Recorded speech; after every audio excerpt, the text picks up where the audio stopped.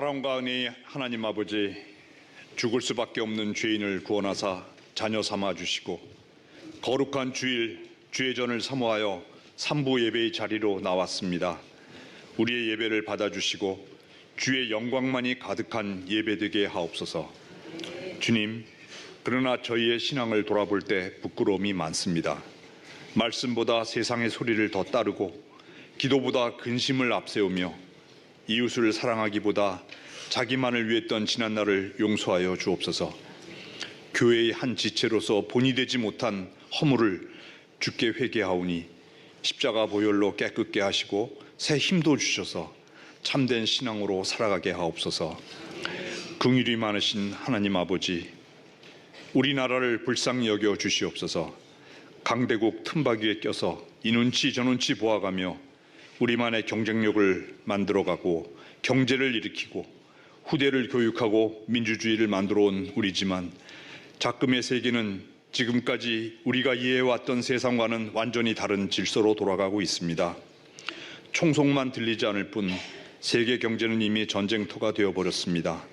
국내 경제도 이와 같은 상황으로 치닫고 있습니다. 잘 나가던 사업장도 하루아침에 구조조정되어야 하는 산업재편이 진행되고 있습니다. 정말로 추운 겨울이 다가올 수 있음을 각오해야 하는 절박함과 두려움 속에 살아가야 합니다.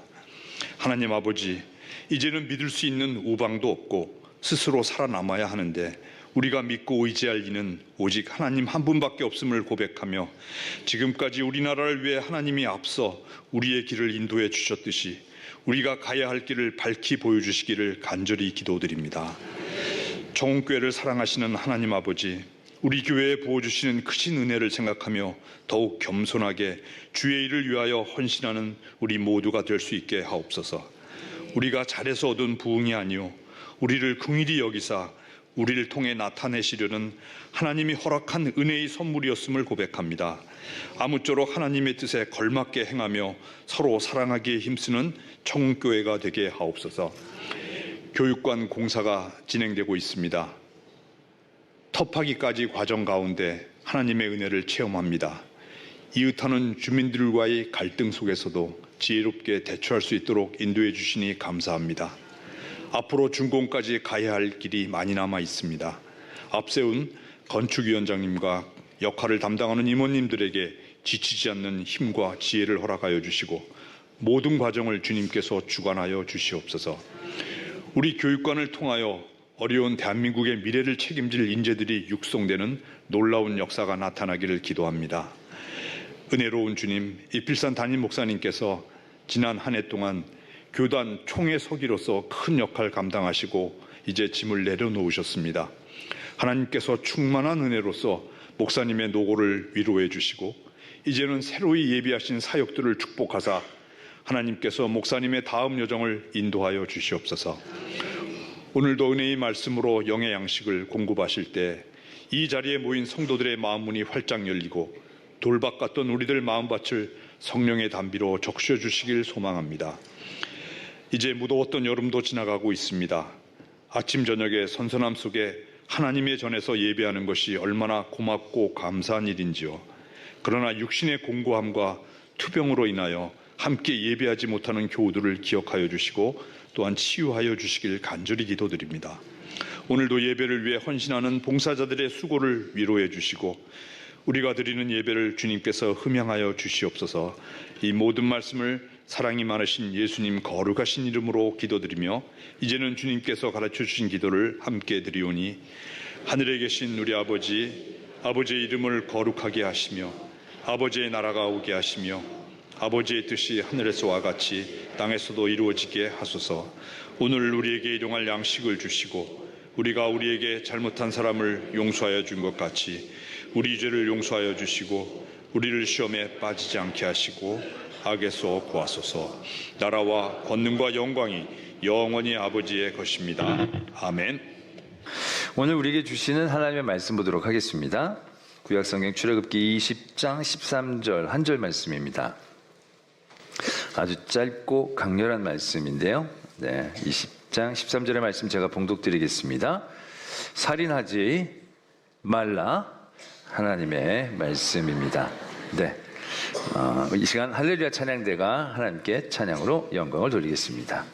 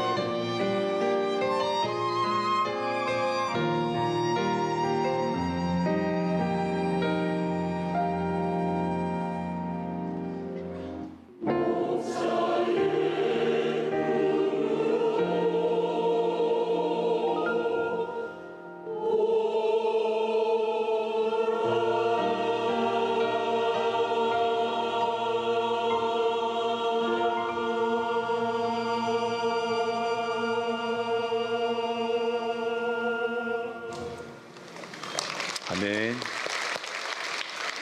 네, 귀한 찬양 감사를 드립니다. 말씀을 위해 함께 기도드리겠습니다. 사랑의 하나님 아버지, 하나님의 귀한 말씀 듣고자 합니다. 우리들의 연약한 육신, 완악한 마음 하나님께서 깨워주시고 열어주시어 하나님의 말씀 그대로 듣고 삶으로 옮겨내는 도전 있게 하여 주실 때에 하나님의 그 사랑의 깊이와 높이와 넓이를 온전히 깨달아 누리는 저희들 다 되게 하여 주시옵소서. 믿사오며 예수 그리스도의 이름으로 기도드립니다. 아멘. 네, 원래 십계명이 이제 시내산에서 선포된 말씀이라서 산 비슷한 배경을 현장감 있게. 원래는 바위산으로 하려다가 너무 황량해 보여서 살짝 풀을 입혔습니다. 현장감 좀 느끼시면서 실감나게 말씀을 또 나누도록 하겠습니다. 430년 동안 종으로 살았던 이스라엘 민족에게 관계는 그렇게 복잡하지 않았을 것입니다. 모두가 종이고 모두가 하인인데 관계랄 게, 발전이랄 게 특별히 있었겠습니까? 그런 단조로운 삶의 자리에 있다가 그들이 이제 광야에 나왔습니다. 이제는 자유와 해방의 자리로 나왔습니다. 이제부터 그들에게는 굉장히 많은 관계들이 새롭게 맺어지고 형성되어질 것입니다. 이제 또 다른 많은 이 민족과의 관계도 이전처럼 주인으로 섬겼던 애굽만 있었던 게 아니기 때문에 다양한 관계의 자리에 그들은 이제 나아가야 할 것입니다. 그렇게 첫 발을 내딛는 이스라엘 민족에게 하나님께서는 굉장히 기본적으로 필요한 그들에게 은혜의 말씀, 도전들 10가지를 주고 계십니다. 그게 이제 일명 10계명입니다. 오늘은 그 중에서 6번째 말씀에 대한 은혜를 나누고자 합니다. 살인하지 말라. 간단하고 명료합니다. 조건이나 전제가 적힐 필요도 없는 얘기입니다. 인간이 사는 곳이라면 모두가 다 기본적으로 지켜야 할 그러한 룰이 되어질 것입니다. 그래서 이것은 어떻게 보면 우리들 개인적인 삶보다는 굉장히 사회적인 어떠한 관계나 다변화되는 삶의 모습 가운데서 여러 가지의 이제 이슈들을, 담론들을 만들어 내게 되면 보게 됩니다. 이제 이스라엘 민족도 이제 곧 그것들을 경험하게 되겠죠. 어떤 일입니까? 공인된 살인에 대한 문제들. 이건 죽이지 말 것이다라는 계명입니다. 어떤 목적어도 조건도 달려있지 않기 때문에 어떤 죽이면 안 되는 거예요. 살인하면 안 되는데 이제 그들이 살아내면서 가나안 땅을 들어가고 그곳에서 전쟁을 치르면서 공적인 살인을 저지르지 않을 수 없다라는 얘기죠. 또 삶이 다변해지면서 낙태나 자살이나 안락사나 이런 문제들 가운데 상당한 고민을 주는 그러한 계명이 되어집니다. 물론 그러면 안 되죠. 그러나 무조건 금지할 만한, 금지할 수는 없는 다양한 상황과 사정들이 살면서 삶의 자리에서 생겨나기 때문에 고민하게 만드는 말씀이기도 합니다. 또 어떤 의로운 살인은 그럼 용납되지 못하는가? 우리도 보면 역사적으로 안중근 의사가 계셨죠. 이분이 이토 히로부미를 총으로 저격해 죽입니다. 그리고 나서 검거가 된 다음에 재판을 받고 사형이 금방 선언이 되죠. 그때 이 안중근 의사가 카톨릭 신자였다고 합니다. 사형 선고를 받고 그 카톨릭 신자들은 종부성사를 꼭 해야 천국에 갈 수 있다라고 합니다. 그래서 종부성사 신청을 했는데 카톨릭이 그때의 이 우리 지역을 담당했던 주교가 안중근 의사를 살인으로 규정한 겁니다. 저건 살인이지 않느냐. 만약 안중근 의사가 용서를 구하고 회개하지 않으면 종부성사를 줄 수 없다. 이렇게 지침을 내립니다. 그래서 어떤 신부들에게도 가서 종부성사를 하면 안 된다. 그런 명령을 내립니다. 근데 안중근 의사가 회개를 안 하죠. 용서를 구하죠. 왜? 조국과 민족을 위한 의로운 의거였는데 그걸 잘못했다고 얘기를 하면 이게 말이 안 되는 거죠. 난 회개할 수 없다. 이건 회개할 종류의 일이 아니다. 그러면 교회에서, 가톨릭 교회에서 종부성사 못한다.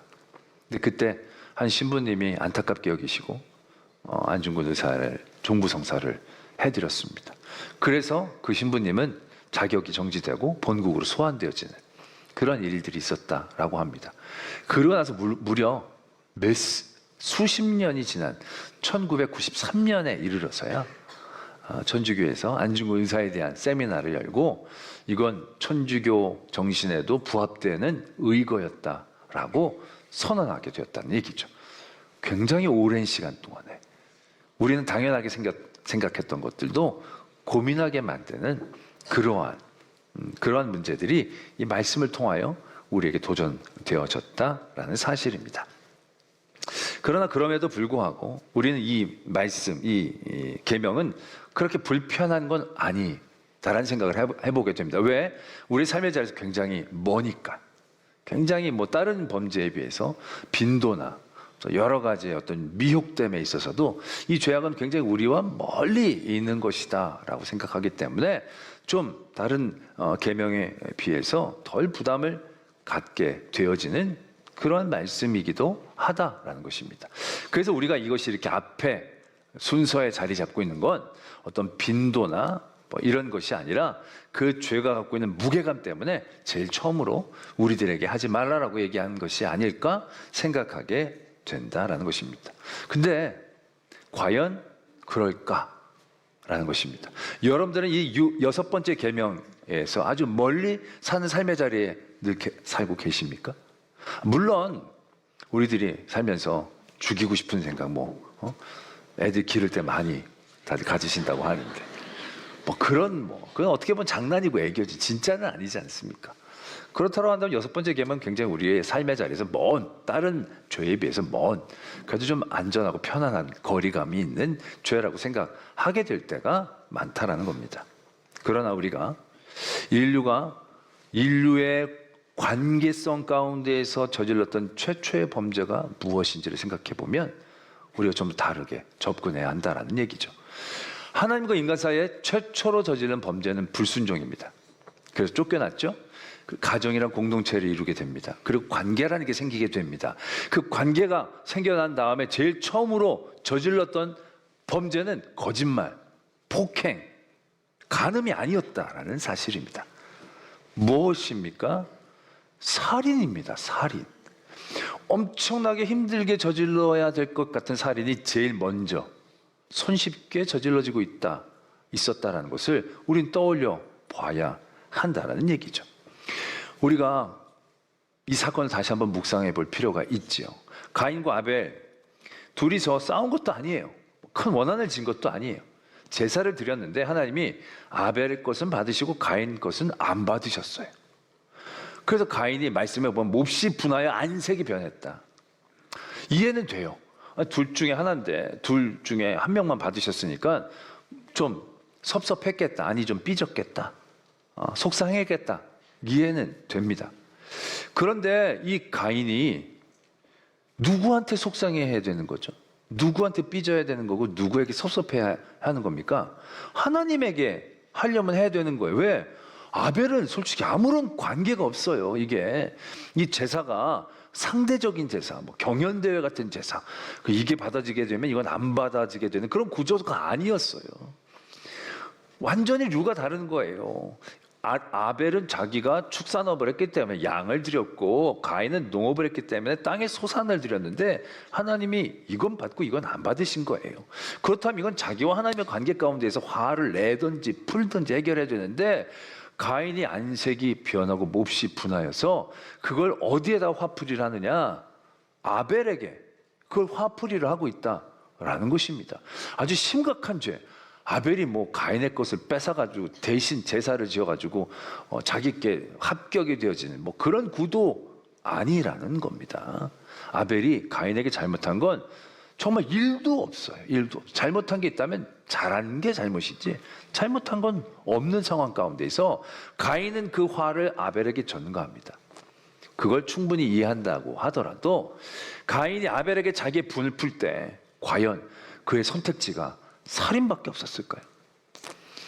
선택지는 다양하게 생길 수 있습니다. 그 삶의 관계 자리에서 동생인데 죽이려는 생각보다 할 게 얼마나 많이 있습니까? 긍정적으로 생각해 본다면 그런 상황 가운데 화가 나서 있다가 이렇게 마음을 좀 추스립니다. 아니지, 정신 차려야지.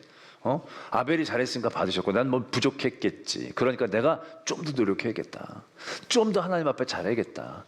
그래서 내 제사가 다음에 하나님께 받아들여질 수 있도록 노력해야겠다. 이런 선택을 할 수도 있었을 거예요. 그게 안 되면 그게 자신이 없으면 양이 잘 먹히나? 그럼 내가 이 농산물을 동생에게 주고 양을 사다가 다음에는 양으로 좀 드려야겠다. 어떤 전략을 바꾸는 고민들, 그런 선택을 할 수도 있어요. 이런 긍정적인 게 너무 교과서 같다면 부정적인 어떤 선택 가운데서도 여러 가지 선택지가 있을 수 있어요. 다음에 제사를 드릴 때 제사 드리기 전날 아벨에게 몰래 아벨 집에 가서 제사로 드릴 양을 다리를 분질러 놓던가 뭐 털을 뽑아 놓던가, 굳이 죽이지 않아도 재물에 흠집을 내면 뭔가 확률이 자기에게 높아질 수 있잖아요. 그런 방법도 할 수 있고, 아니면 좀 더 약간 좀 직접적으로 자고 있는 아벨을 기절시켜가지고 그 다음날까지 못 일어나게 한다거나, 다리를 분질러가지고 못 나오게, 뭐 이런 상해를 입히는 방법도 방법 중에 하나라고 얘기할 수 있을 거예요. 좀 그것도 그렇다면, 아니 동생에게 가서, 야, 하나님 어제 나에게 말씀하셨는데 이번 주에 제사 안 받으시겠대, 다음 주에 받으시겠대, 그러니까 너 어디 좀 다녀와라. 그럼 착한 아벨이 형님이 말씀하시는데 믿고 순종해서 갔겠죠. 그러면 그때 달랑 자기가 하나님 앞에 제사를 독점적인 지위를 이용해서 드려도 되는 어떤 나쁜 방법이라고 할지라도, 거짓말이나 상해나 뭐 도적질, 좀 덜한 죄를 선택할 수 있는 선택지가 있었다는 얘기예요. 그런데 여러분 어떻습니까?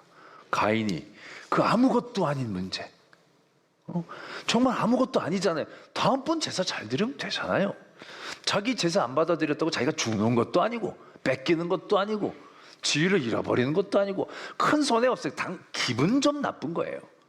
근데 자기 기분 나쁘다고 그가 동생에게 행동으로 취한 첫 번째 선택지가 많은 죄 중에서도 살인이었다는 것. 우린 이 점을 주목해 볼 필요가 있다라는 겁니다. 우리는 지금 살인 그럼 굉장히 멀어 보여요. 어떻게 그렇게? 그런데 그것이 여러 가지 사회적인 규범들, 사회적인 사람들의 눈초리들, 관계들, 그런 것들 때문에 우리 안에 억제되어져서 굉장히 멀리 보여지고 있는 착시 현상과도 같지 않을까라는 생각들을 해보게 되는 거죠. 몇 해 전에 아주 유명한 드라마 중에 오징어 게임이라는 드라마 중에 그런 장면이 제가 지금도 인상이 남는데, 처음에 그분들이 모여가지고 뭐 이렇게 서로 다투다가 한 사람이 죽습니다. 잘못해가지고 죽게 됩니다. 다들 놀라고 긴장합니다. 여기 사람을 죽였어요. 어떡하나. 그런데 아무런 일도 일어나지 않는 걸 그들이 보게 됩니다. 그리고 그들의 경쟁 대상자 하나가 줄어든 것만을 의미하는 것을 그들이 느끼는 거죠. 그때 그들이 살기를 갖게 됩니다. 이제 모든 규범과 규례가 살인에 대하여 아무런 제재도 가하지 않는다는 조건에 그들이 나아가게 됐을 때, 그들은 놀랍도록 빠르게 살기를 생각하고 살기 위해 뭉치고 죽이려고 애쓰는 그러한 모습들을 보여주는 장면들이 아직도 기억에 남습니다. 그것과 같다라는 겁니다. 여섯 번째 계명이 굉장히 멀리 있는 게 아니에요. 멀리 있는 것처럼 우리가 착각하고 있는 것뿐이지, 여러 세상의 규범과 사회적인 어떤 룰들이 없다라고 한다면 우리 안에 그 여섯 번째 계명에 대한 죄는 그리 멀리 있지 않다라는 것을 경계할 수 있어야 한다는 겁니다. 성경에서도 그렇습니다. 요셉의 형들이 들에서 일하고 있는데 요셉이 자기를 찾아옵니다. 집에서 뭔가 소식을 갖고 오는 동생이에요. 그런데 그 동생을 보면서 형들이 생각하고 결론 낸 게 무엇입니까? 살인이었다는 사실이에요. 물론 요셉이 형들을 고자질했고 요셉이 아버지한테 편애를 받기 때문에 싫어하고 미워하는 건 충분히 이해가 됩니다. 그런데 그 요셉이 그들에게 직접적인 어떤 해를 끼친 게 그렇게 많지 않은 상황 가운데에서 자신을 찾아오는 요셉을 바라보면서 10명의 형들이 똑같이 결론을 내는 결론은, 야, 저 자식 왔으니 한번 본때를 보여주자. 그냥 앞으로는 우리들한테 찍소리 못하게 한번 패자. 폭행이 아니라는 얘기예요. 그들을 막 옷을 뺏어가지고 부끄럼, 도적질이 아니라는 얘기예요. 그들은 바로 살인으로 넘어간 거예요. 바로 살인으로 넘어가는 거예요. 왜? 들에 아무도 없고 아버지도 없고 보는 사람 없고. 그때 그대 인간의 본영 가운데 죽일 만한 이유? 죽을 만한 큰 죄가 없는 요셉에게 형들이 내린 결론은 살인이었다는 사실이죠. 다윗이 하나님 앞에 얼마나 온전하게 서려고 노력했던 사람입니까? 그가 간음을 저지르죠. 죄를 저지릅니다. 그리고 그 일들을 덮기 위해 애를 씁니다. 처음엔 그의 남편을 데려다가 얼버무리려고 합니다. 그런데 잘 되지 않습니다. 그러고 나서 다윗이 선택한 선택지가 뭡니까? 그 남편에게 이실직고 하고 내가 돈으로 물어줄게. 앞으로 어떻게 잘 해줄게. 뭐 이런 대안을 제시하는 게 아니에요. 그가 그 다음에 바로 선택한 선택지가 살인이었다는 겁니다. 다윗이. 하나님의 그런 의로운 사람 다윗이 선택한 게 그 6번째 계명에 대한 문제였다라는 얘기죠. 사울 왕은 어떻습니까? 평생 다윗을 죽이려는 생각 가운데 사로잡혀 살았어요. 평생 6번째 계명을 어기며 살았어요. 근데 그 사울이 왜 그렇게 다윗을 죽이려고 했습니까? 별게 아니에요. 사람들이 노래를 부르는데 사울이 죽은 사람은 천천히고 다윗이 죽인 사람은 만만이다. 노래 한 곡조 듣고 사울이 완전히 살기에 휩싸였다는 사실인 거예요. 아니, 많은 방법이 있을 수 있고 이해할 수 있는 많은 선택지가 있을 수 있었을 터인데 그렇게 하지 못했다는 사실들, 우리가 분명히 떠올려야 한다라는 것입니다. 우리는 6번째 계명이 사회적인 담론에 대하여 여러 가지의 문제를 만들어내는 계명이라고 생각할 것 같지만 그렇지 않습니다. 우리들의 개개인의 삶의 자리에서 다른 어떤 범죄보다도 치명적이고 매혹적이고 빈도수 높게 우리를 노리고 있는 그러한 죄의 모습이다라는 것에 경각심을 가져야 한다는 것입니다.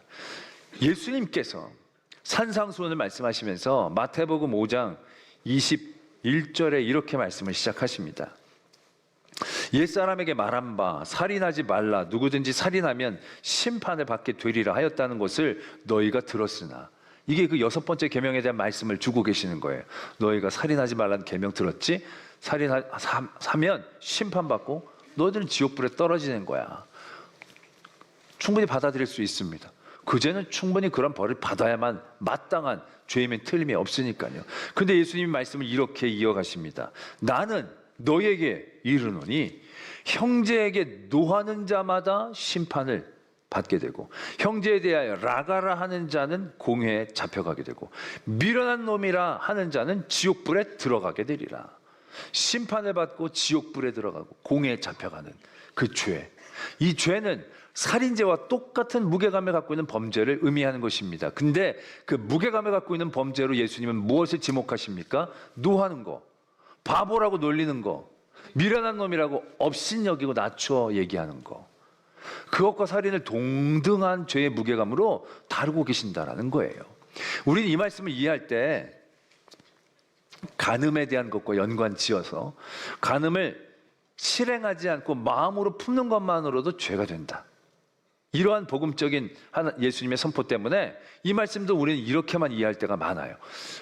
살인하지 말라에 대한 계명의 복음적 해석은 살인할 충동, 마음 갖는 것도 죄다. 그러니까 그런 마음도 갖지 말아야 된다. 뭐 우리는 이런 선에서 여태까지 이해해 왔던 거예요.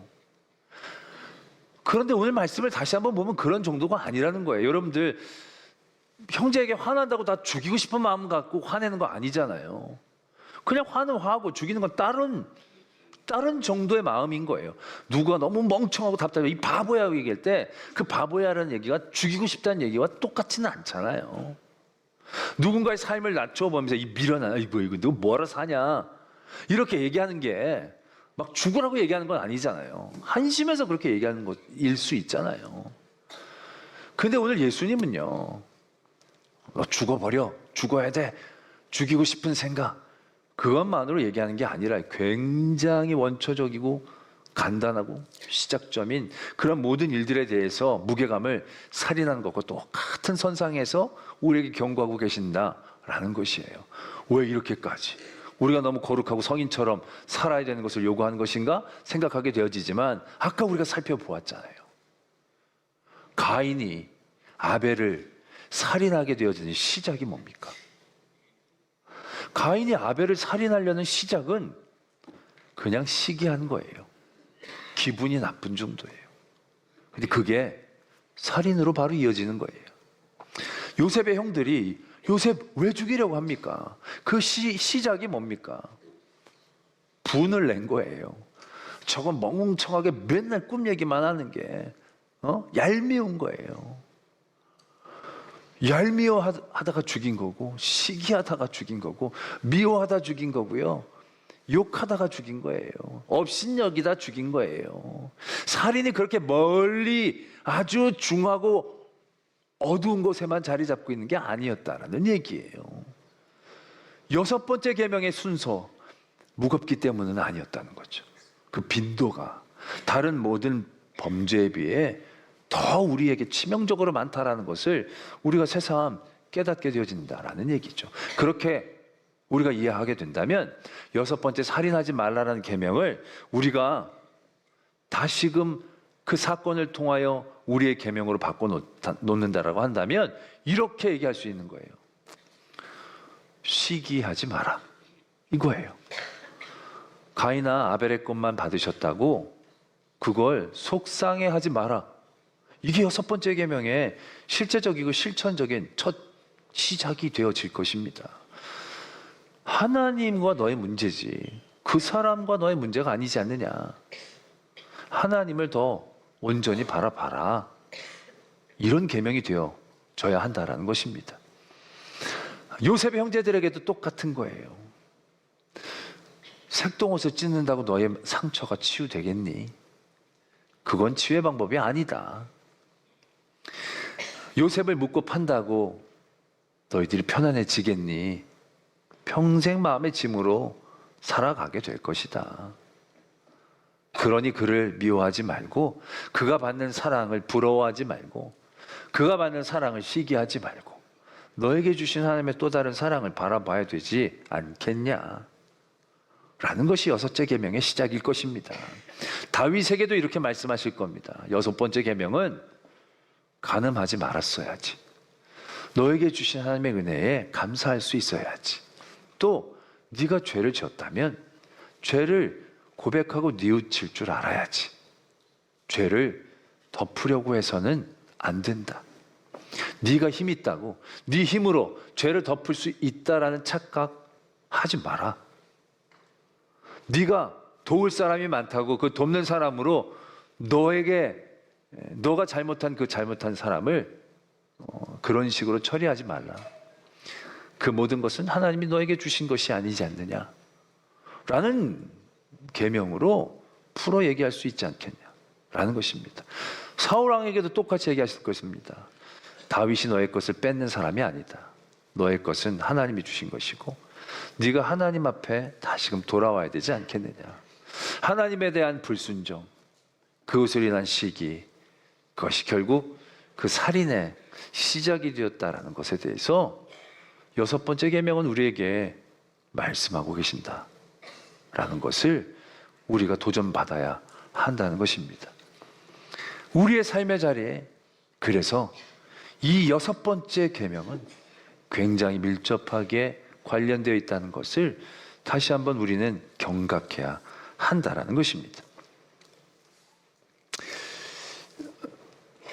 참 재미있는 건요, 이 십계명을 받게 되어지는 그 상황들이요, 엄청나게 많은 살인의 자리에서 주어졌다는 사실입니다.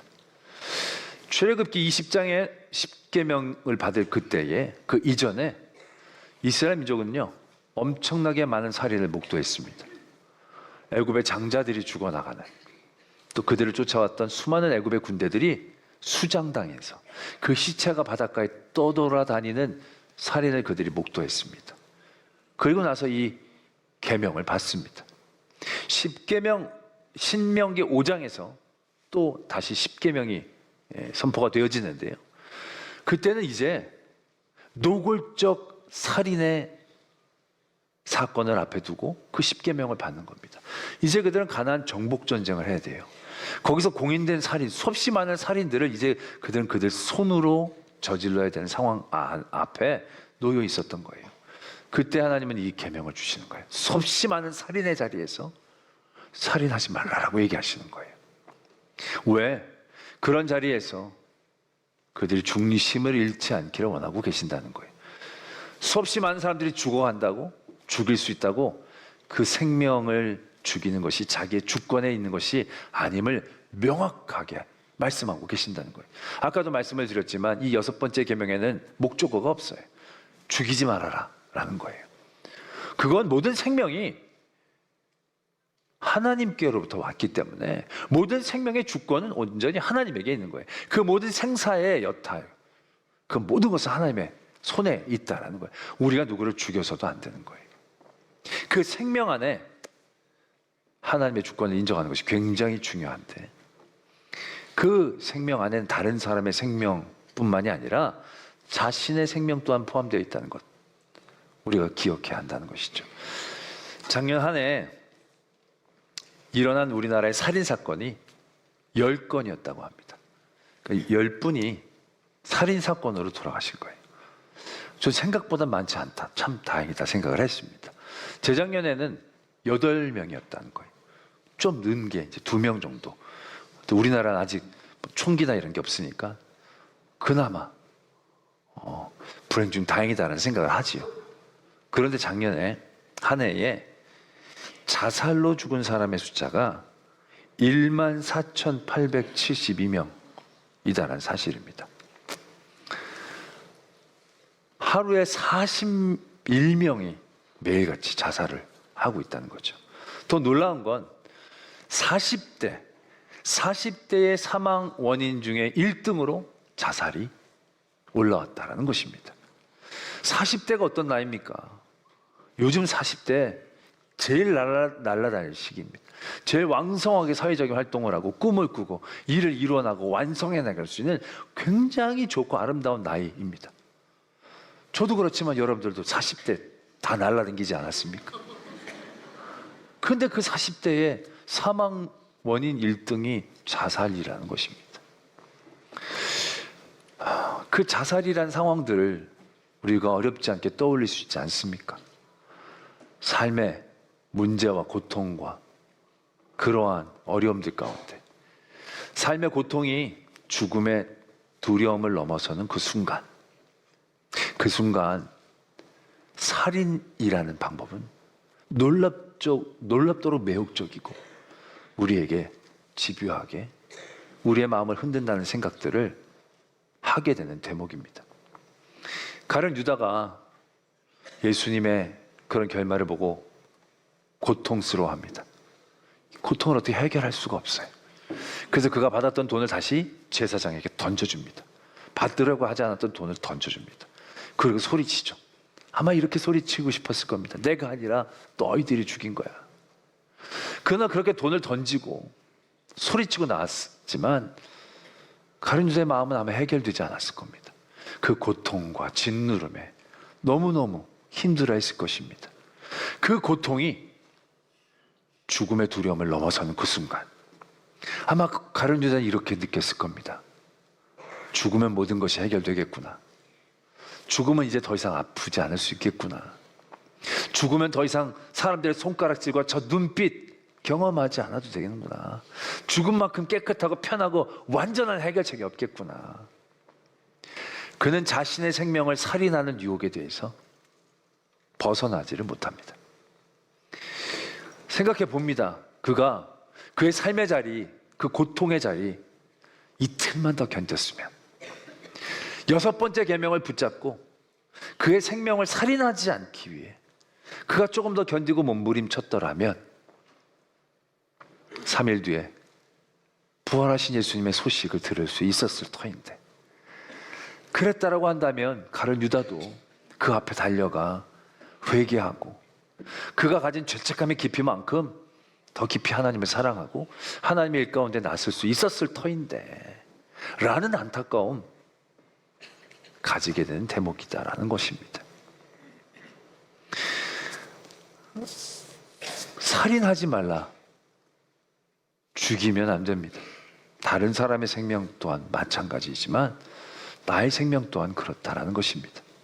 우린 이 계명의 죄가 멀리 있다고 생각하지만 결코 멀리 있는 죄가 아니라는 것입니다. 나의 생명을 살인하려는 유혹들은 지금 이미 우리에게 눈앞에 다가온 도전입니다. 삶의 고통들, 삶의 어려움들, 무게감들, 그것은 죽음을 굉장히 달콤하게 여기게 만드는 그런 치명적인 모습으로 우리에게 다가오고 있죠.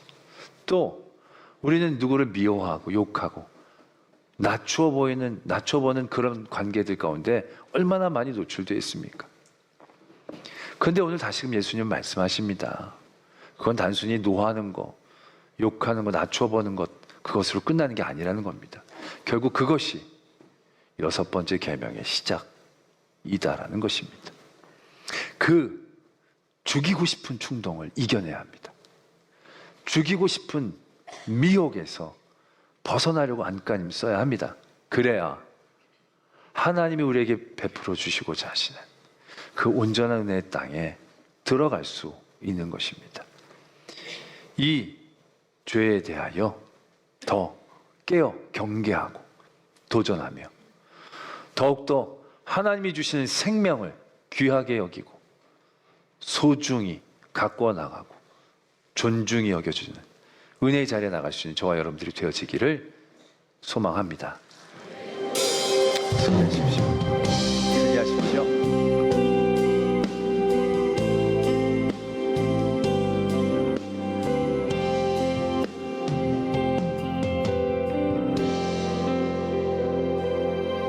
세상이 주를 알기 원하네.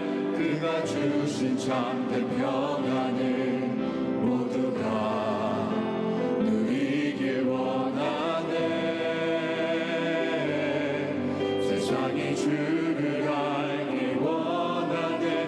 우리에게 부르신 그 사랑이 온 땅에 흐르길 원하네.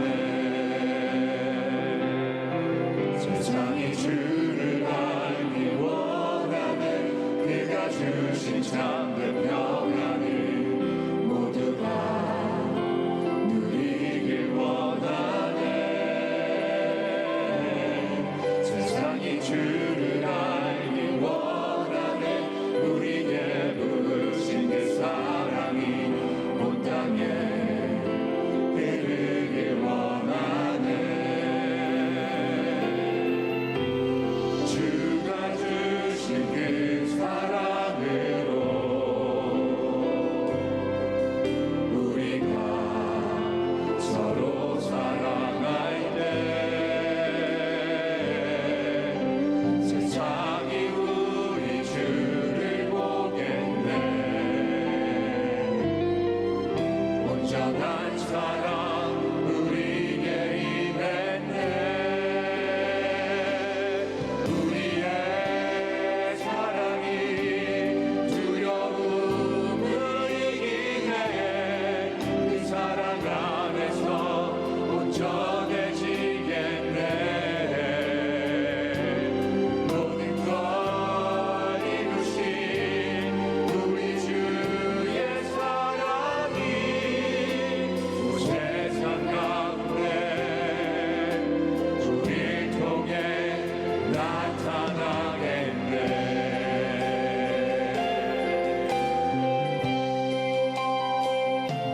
세상이 주를 알기 원하네.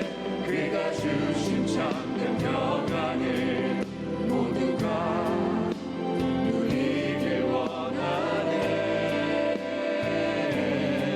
세상이 주를 알기 원하네. 우리에게 부르신 그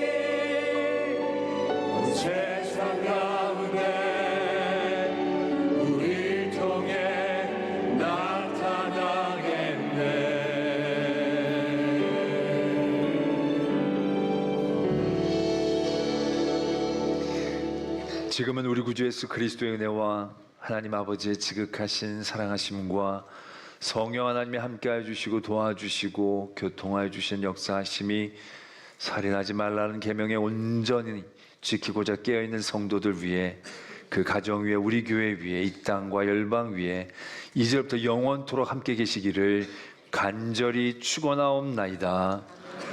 아멘.